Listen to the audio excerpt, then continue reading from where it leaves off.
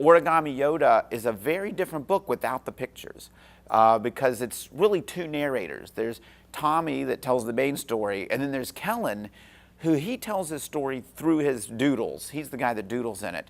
And Tommy is sort of this serious kid in some ways, and Kellen is just gonzo and nuts and very funny.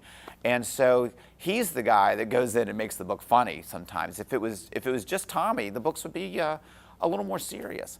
So I'm not all that serious of a person, as you can tell. So for me, the books, to have that right balance, they have to have Tommy and Kellen working together. Dwight is the main character of my Origami Yoda books.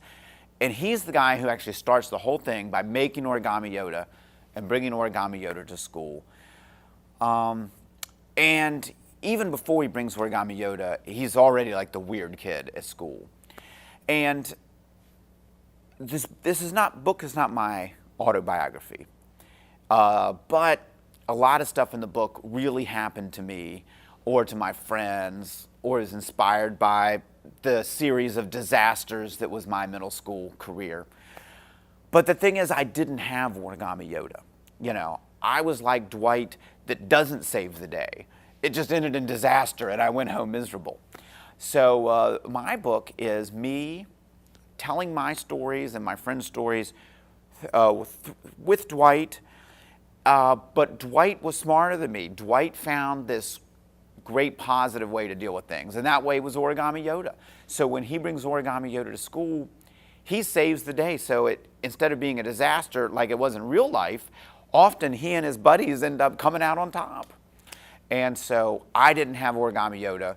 I didn't have Jedi wisdom to help me get through middle school. So that's the idea of the book.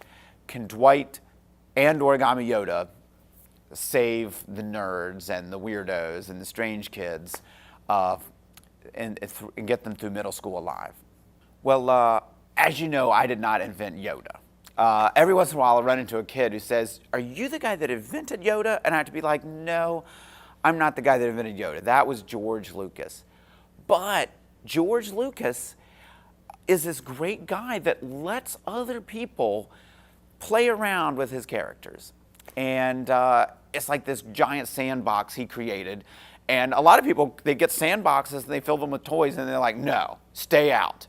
And we thought that's what was going to happen. We thought George Lucas would say, "No, we don't want you messing around with Yoda. I don't care if it's origami, it's none of your business." It's been the opposite. When my publisher contacted Lucasfilm, and they're the people that have to make all the decisions, Lucasfilm was like, "Come on in and play, let's go. Do whatever you want." So instead of me trying to sneak around and steal their idea, it's like they're sharing and I'm having a great time, and they're very, very supportive. It's been a terrific experience.